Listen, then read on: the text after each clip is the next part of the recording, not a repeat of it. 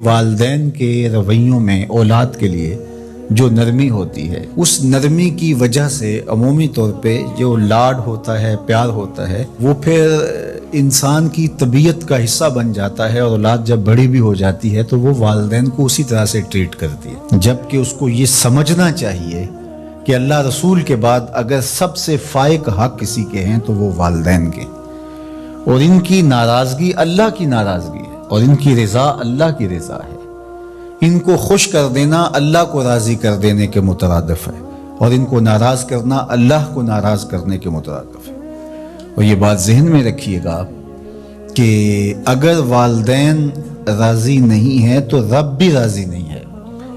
اللہ کی رضا نصیب ہی نہیں ہو سکتی، آپ کے عمل، آپ کی محنتیں، آپ کے سجدے اور آپ کی عبادتیں، ریاستیں، چلہ کشیاں، یہ کچھ کام نہیں آتی اگر والدین راضی نہ ہوں۔ تو والدین کو راضی رکھنے کی ہمارے دین نے ہمیں تلقین فرمائی کی۔ اور یہ بھی آپ کو میں بتاؤں کہ کچھ اعمال ایسے ہیں کہ جن کی جزا اور سزا آخرت میں دیکھنا ہوگی، لیکن کچھ اعمال ایسے ہیں جن کی جزا اور سزا دنیا میں بھی بندہ دیکھ کے جاتا ہے۔ ان میں سے ایک عمل والدین کی فرما برداری ہے۔ جو والدین کا فرما بردار ہو، آپ اس کی پگڑی کا کلس کبھی نیچا ہوتے نہیں دیکھیں گے، اور وہ گناہ جس کی سزا آخرت میں تو ہے ہی ہے، دنیا میں بھی ضرور ملتی ہے، وہ والدین کی نافرمانی ہے۔ اس شخص پہ نشان لگا لیں جو ماں باپ کا بے ادب اور گستاخ ہو، آپ اس کو دنیا پہ بھی رسوا ہوتا پائیں گے، دنیا پر بھی وہ سرخرو نہیں ہو سکے گا۔ دنیا کے اوپر جتنے لوگ بھی سرخرو ہوئے ہیں، کامیاب ہوئے ہیں، چاہے وہ مسلمان ہیں چاہے وہ کافر ہیں، آپ اگر ان کی تاریخ پڑھیں تو آپ کو نظر آئے گا کہ ان کے پیچھے ان کے والدین کی دعائیں ہیں۔ اگر والدین کی دعائیں نصیب ہیں تو انسان سرخرو ہوتا ہے، اور اگر والدین کی دعائیں حاصل نہیں ہو پاتی تو محنتیں بھی انسان کی اکاد چلی جاتی ہیں۔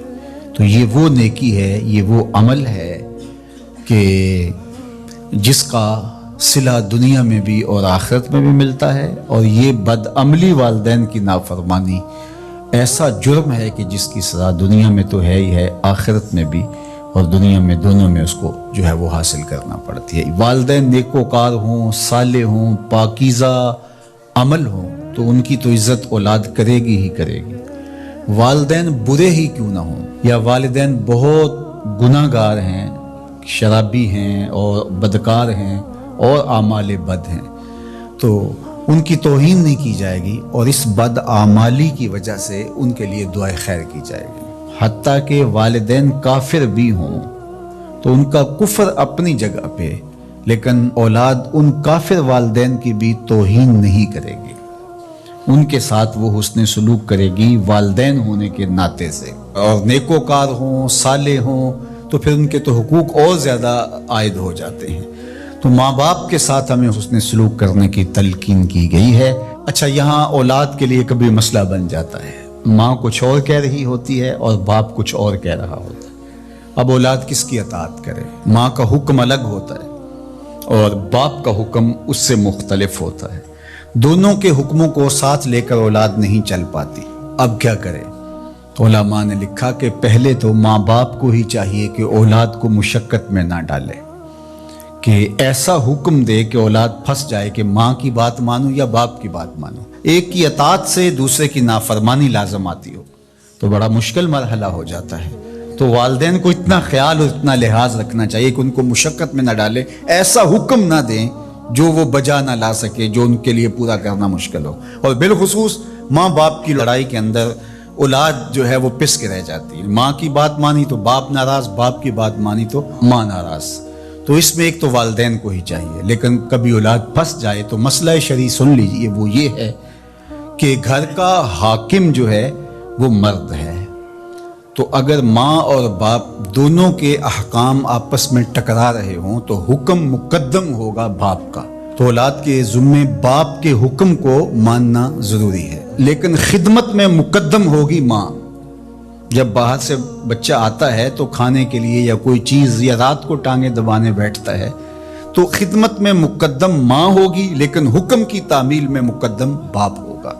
تو شریعت اسلامیہ نے ہمیں یہ حکم دیا. چونکہ خدمت میں یہ جو حدیث میں نے آپ کے سامنے رکھی ہے، تو صحابہ نے حضور سے جب پوچھا کہ ہمارے حسن سلوک کا سب سے زیادہ مستحق کون ہے، تو فرمایا اماں کا، تیری ماں. پھر کہا سما من، پھر کون؟ تو پھر فرمایا اماں کا، تیری ماں. پھر تیسری مرتبہ پوچھا تو فرمایا تیری ماں، اور چوتھی مرتبہ فرمایا ابا کا، تیرا باپ. تو اس اعتبار سے خدمت میں ماں مقدم ہے لیکن تعمیل حکم میں باپ مقدم ہے. تو باپ اور ماں یہ اللہ کی رحمتوں کے دو روپ ہیں. اللہ نے باپ کے سینے کے اندر بھی ایک اولاد کے لیے محبت کا جہاں آباد کیا ہے، اور ماں کی ممتا اور ماں کا پیار اور ماں کی الفت، یہ تو ایک کائنات ہی الگ ہے.